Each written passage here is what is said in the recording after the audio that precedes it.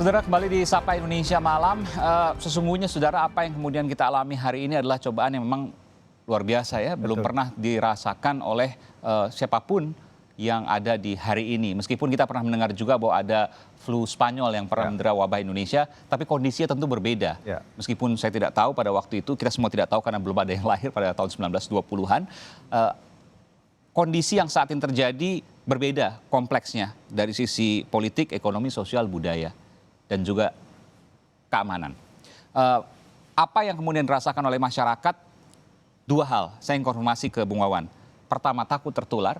Yang kedua, takut tidak makan. Betul?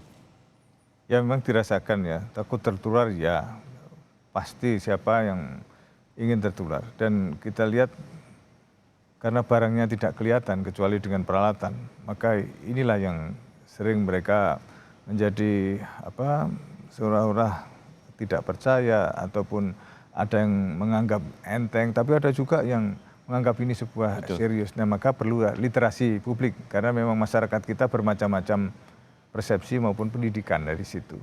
Kalau yang satu takut lapar, ya memang kita sadari ada sebagian masyarakat kita juga masih bekerja di bidang informal, di mana dia dari hari-hari pendapatannya. Kalau nggak bekerja ya nggak dapat makan seperti. Dan itu terjadi di hari-hari belakangan ini. Ya, dan inilah maka pemerintah kan juga memberikan rencana nanti juga akan memberikan bantuan-bantuan. Ya. Untuk Jakarta sendiri kan 3,7 juta yang orang ya, dan 1,1 juta dari Pemda DKI nanti akan memberikan itu, yang 2,6 juta dari pemerintah pusat. Upaya-upaya seperti ini jaring pengaman sosial juga akan diberikan dengan hitungan-hitungan dan kalkulasi sesuai dengan Apa yang menjadi catatan Badan Intelijen Negara di sini? Dua hal tadi, takut tertular atau menularkan misalnya. Yang kedua, takut lapar. Ya, stomach cannot wait ya. Masalah perut kan tidak bisa menunggu. Maka kita juga di samping pemerintah akan melakukan skim-skim bantuan seperti itu, kita juga membina adanya dorongan persaudaraan yang lebih erat dengan masyarakat untuk juga mereka memberikan satu donasi, kemudian yang mampu juga memberikan sumbangan-sumbangan. Ya, seperti itu yang kita dorong. Di samping memang kita juga bagi mereka yang masih punya tabungan sih memang tidak terlalu masalah. Cuman kita harapkan ini tetap ada suatu saling give and take ya. Sambil menunggu situasi akan mereda karena ini pasti ada masa berakhirnya. Dan tidak seperti yang sudah-sudah pun juga ada masalah yang entah itu flu burung, entah itu SARS, MERS, maupun tadi ya dibilang flu Spanyol meskipun masa lalu, tapi ada masa di mana akan mengalami pelandaian. Saat pelandaian inilah nanti juga akan kita rasakan. Nah, selama menuju kelandaian inilah kita akan memberikan upaya-upaya bagaimana membantu supaya secara ekonomi mereka bisa tertolong. Mbak Asvinawati, betul apa yang saya katakan tadi bahwa ada takut tertular atau menularkan, yang kedua takut lapar. Itu yang kemudian dihadapi saat ini. Betul sekali. Jadi tadi kita bicara soal disiplin, tapi sebetulnya itu cuma satu dimensi. Dimensi yang lebih banyak lagi adalah soal kebutuhan yang mendorong orang harus keluar gitu. Tadi misalnya Pak Wawan sudah bilang ada buruh harian gitu, dan ada orang-orang yang tadinya tidak miskin menjadi miskin karena tidak ada lagi pekerjaan harian itu. Ada orang-orang di salon, ada keluhan kepada kami. Tunggu sebentar, Mbak Asvinawati. Anda mengatakan tadi ada yang sebelumnya tidak miskin lalu jadi miskin. Anda bisa menggambarkan sebelumnya apa, kemudian menjadi apa, dan saat ini bagaimana mereka? Iya, misalnya begini, tadinya dia pemilik salon, gitu ya. Sekarang kan tidak ada lagi dengan physical distancing, ada orang yang mau ke salon, dan di beberapa daerah, kepala daerah sudah meminta salon itu ditutup. Yang menurut saya itu sebenarnya langkah yang tepat untuk menghindari penyebaran. Tetapi kan perlu insentif. Dan dalam kasus yang saya dengar ini, akhirnya keluarga ini dari pemilik salon, artinya salon biasa, tapi biasalah hidup di tempatnya bisa, akhirnya harus tinggal bersama keluarganya. Jadi orang menjadi bangkrut karena tidak ada lagi penghasilan yang selama ini diandalkan. Nah, dalam situasi seperti itu pilihannya dia nggak keluar mati, keluar juga mati, nggak ada pilihan. Jadi ini bukan, sekali lagi ini bukan soal disiplin, karena itu menurut saya pemerintah harusnya langsung menerapkan saja. Ini kan PSBB ini kan sebenarnya tidak ada, belum berlaku. Karena setelah PP, tata caranya, ada Permenkes itu juga belum berlaku. Sedangkan polisi di lapangan sudah bertindak gitu. apa yang Anda lihat di sini? PSBB belum berlaku tapi sudah bertindak? Jadi begini, jadi pembatasan sosial berskala besar kan sekarang banyak masyarakat menganggap sudah berlaku. Ya. Bahkan Telegram, Kapolri juga begitu. Coba saya tanya, kalau kita baca PP-nya itu dan kita lihat baca juga Permenkesnya, pembatasan sosial berskala besar kan belum berlaku karena harus ditetapkan oleh menteri, harus mendengarkan kepala daerah, mendapat masukan dari ketua gugus tugas gitu. Jadi sedangkan kita dengar kemarin berita ada 18 orang ditangkap oleh Polda begitu ya, oleh di Jakarta maksud saya. Karena ada di luar kan, dan penangkapan itu karena sudah ada pembatasan sosial berskala besar. Loh, mana pembatasan sosial berskala besar yang belum ditetapkan oleh pemerintah? Nah, saya prihatin sekali ini dengan kebijakan maju mundur. Mungkin karena mengkalkulasi biaya yang harus keluar, harusnya yang dipikirkan bukan soal biaya yang keluar. Biaya bantuan maksudnya ya? Tidak hanya itu kan, kalau ada karantina wilayah maka ada kewajiban untuk memberikan makan dan lain-lain. Tapi PSBB kan bukan karantina wilayah. PSBB tidak ada kewajiban untuk memberikan makanan. Koreksi kalau saya salah. Di Undang-Undang Nomor 6 Tahun 2018 tentang kekarantinaan kesehatan tidak sebutkan itu. Betul sekali. Karena itu sejak awal pemerintah kan pilihannya kemudian jadi PSBB. Dan ketika melarang mudik adalah kalau melarang mudik itu adalah karantina wilayah. Dan kemudian langsung direvisi. Jadi menurut saya begini, semakin lama ditahan, ini akan makin meledak dan sistem kesehatan Indonesia sudah dikatakan para ahli. Jadi Anda mengatakan bahwa ini adalah PSBB rasa karantina wilayah. Betul sekali, yang dijalankan oleh polisi ketika PSBB-nya belum berlaku secara formal dan juga tidak ada hak-hak yang mengikuti kalau karantina wilayah benar-benar diberlakukan. Karena itulah kemudian maju mundur juga mengatakan soal ini mudik atau tidak kan? Oke, dan ini berbahaya karena Anda katakan tadi di dalam mati mereka, di luar pun mati. Iya betul, dan pilihannya jadi rumit sekali. Saya nggak membayangin ya kalau Amerika dengan sistem kesehatan yang sangat bagus seperti itu saja bisa kolaps. Begitu bagaimana Indonesia, jangan sampai. Pak Abednego, komentar Anda? Iya, terkait tadi yang disampaikan, memang sampai hari ini belum ada yang ditetapkan sebagai PSBB. Satupun daerah, betul. Ya, karena kan itu juga harus ada pengajuan dari daerah ya, dan kemudian ada pertimbangan-pertimbangan untuk itu. Walaupun memang kelihatannya agak rumit prosesnya, tapi secara waktu kalau diajukan tuh kita sudah mempersiapkan untuk dalam waktu yang singkat itu bisa diputuskan.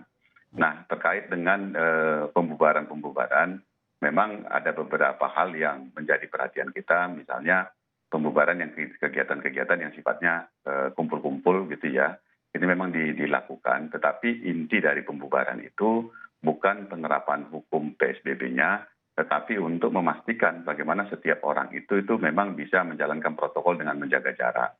Kita juga melakukan evaluasi terkait dengan beberapa tindakan-tindakan yang dilakukan yang tidak mempertimbangkan itu, misalnya misalnya pembagian sembako, terus kemudian pasar murah, ternyata itu justru menciptakan kerumunan. Dan itu memang hal-hal seperti itu kita lakukan terus evaluasi untuk memastikan bahwa esensinya adalah bagaimana tidak terjadi kerumunan dan kemudian juga bagaimana pembatasan itu bisa dilakukan sehingga warga bisa aman seperti disarankan dalam protokol kesehatan. Iya, tentu kita paham bahwa apa yang terjadi untuk memperkecil penularan. Tapi apa yang disampaikan oleh Mbak Asvinawati tadi, Pak Abednego, di dalam mereka bisa mati karena nggak ada makanan. Ketika mereka keluar, mereka pun bisa mati karena mereka tertular. Sementara bantuan dari pemerintah sampai saat ini belum jelas. Iya, jadi terkait dengan itu, sebenarnya di dalam seluruh penanganan pandemi, selalu rumusannya itu social safety net itu pasti ada. Gitu, di dalam seluruh pengalaman. Pasti ada? Manusia, Kapan ada. itu? Jadi, sudah ada proyeksi minggu depan misalnya atau 2 minggu lagi? Saya pikir terlalu lama kalau 2 minggu lagi. Terkait dengan kita, makanya kan kemarin itu Presiden itu memberikan, pertama itu segera lakukan perubahan di APBN kita. Karena lakukan reorientasi, refocusing, dan realokasi.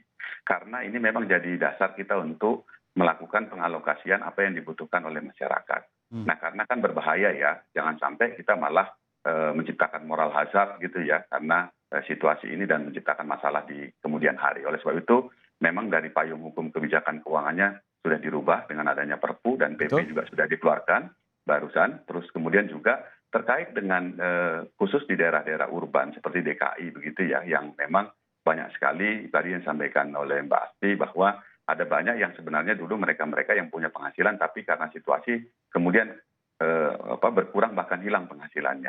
Nah ini tidak sedikit juga mereka-mereka ini yang bukan ber-KTP di Jakarta. Ini juga jadi PR yang harus kami bereskan terkait dengan bagaimana data itu sehingga bisa akurat gitu ya. Walaupun nggak akan mungkin 100% benar tepat begitu karena memang situasinya masyarakat kita ada banyak mencari kehidupan itu di kota-kota besar seperti Jakarta dan mereka bukan orang sini. Nah di dalam skema inilah seperti disampaikan Pak Gubernur Pak Anies kan sudah menyampaikan ada sekitar 2,6 juta orang yang usulan baru. Nah kami dengan kementerian terkait juga memang melihat data 2,6 ini untuk bisa segera diverifikasi karena dalam konteks pembiayaannya sebenarnya tidak menjadi isu ya karena sudah diputuskan di dalam rapat-rapat tingkat menteri maupun juga arahan presiden bahwa ini memang harus dilaksanakan. Nah ini yang memang jadi PR sedikit lagi ini soal bagaimana data ini segera bisa dibereskan sehingga juga valid karena begini Bung Aiman, saya menerima informasi sedikit saja ini informasi dari satu kabupaten yaitu Kabupaten Bandung di mana kepala desanya itu menolak menyalurkan bantuan kalau tidak serempak dilakukan, tidak dihitung dengan benar karena bisa menciptakan rasa tidak aman bagi kepala desa karena dianggap tidak adil, tidak terbatas dan lain sebagainya. Nah, dimensi ini memang di dalam proses pelaksanaannya itu muncul yang memang harus menjadi perhitungan para pembuat kebijakan yang berkaitan dengan bantuan. Saya tidak bisa membayangkan, Bung Abed, mohon maaf saya potong, saya tidak bisa membayangkan BLT saja, bantuan langsung tunai yang daftarnya jelas, itu memunculkan kegaduhan yang luar biasa. Kita ingat beberapa tahun lalu. Ini yang kemudian sudah ada daftarnya, tapi akan ada perluasan. Tadi Anda katakan bahwa Jakarta perluasan atau penambahannya aja 2,6 juta. Sebelumnya ada daftar sekitar 3,7 juta kalau tidak salah. Artinya 5 juta lebih yang akan diberikan. Betul demikian? Itu luar biasa. Yang diberikan itu sampai dengan sekarang yang sampaikan tadi ya itu 3,7 karena 1,1 yang memang reguler dari pemerintah provinsi. Jadi 1,1 ditambah 2,6 ya? 2,6 ya, itu yang diusulkan. Makanya 2,6 ini segera kita bereskan supaya bisa segera dijalankan. Begitu juga dengan daerah-daerah lain. Itu baru Jakarta. Tentu ini menjadi PR yang luar biasa.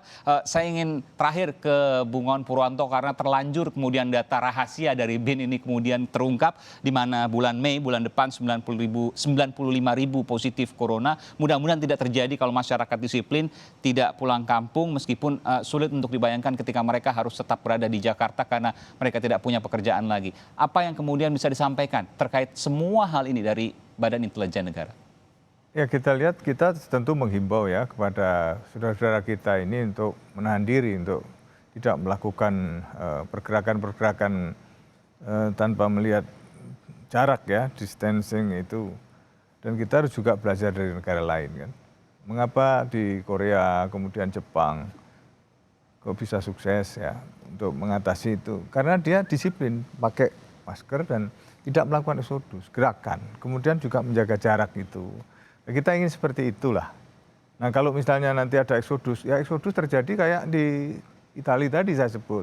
Dari utara ke selatan, apa dampaknya? Dia eksodus karena utara sedang ada wabah, dipikir semua, terus dia menghindari barang-barang. Oleh karena itu menghindari eksodus tadi, pergerakan, maka pemerintah harus lebih cepat untuk memberikan bantuan. Apa yang kemudian mereka bisa tetap bertahan hidup di tengah apa yang kemudian mereka alami saat ini di tempatnya ia tinggal hari ini. Ya sesulit apapun kita akan lakukan dan kita selalu memberikan pencerahan dan kita menyebarkan berbagai ajakan-ajakan dan juga literasi pada publik supaya mereka menyadari bahwa kesehatan ini faktor yang paling utama. Kita menunggulah dalam jangka waktu di mana nanti akan mereda dan angkanya kan nanti juga akan melandai ya. Begitu nanti yang kita khawatirkan pergerakan ini sekarang ini sudah mulai artinya tidak meruncing gitu dah. Tapi begitu misalnya dia bergerak rame-rame, ini kan cepat tuh. Nah, itu yang kita bareng-bareng menjaga, lebih baik menjaga daripada mengobati kan. Begitu yang gitu. Terima kasih Bung Wawan Purwanto, juru bicara Kepala Badan Intelijen Negara, juga ada Bung Abed Nego Tarigan dari KSP Kantor Staf Presiden dan juga Mbak Esvinawati dari Direktur Yayasan Lembaga Bantuan Hukum Indonesia YLBHI. Kita akan lanjut nanti di lain kesempatan. Terima kasih.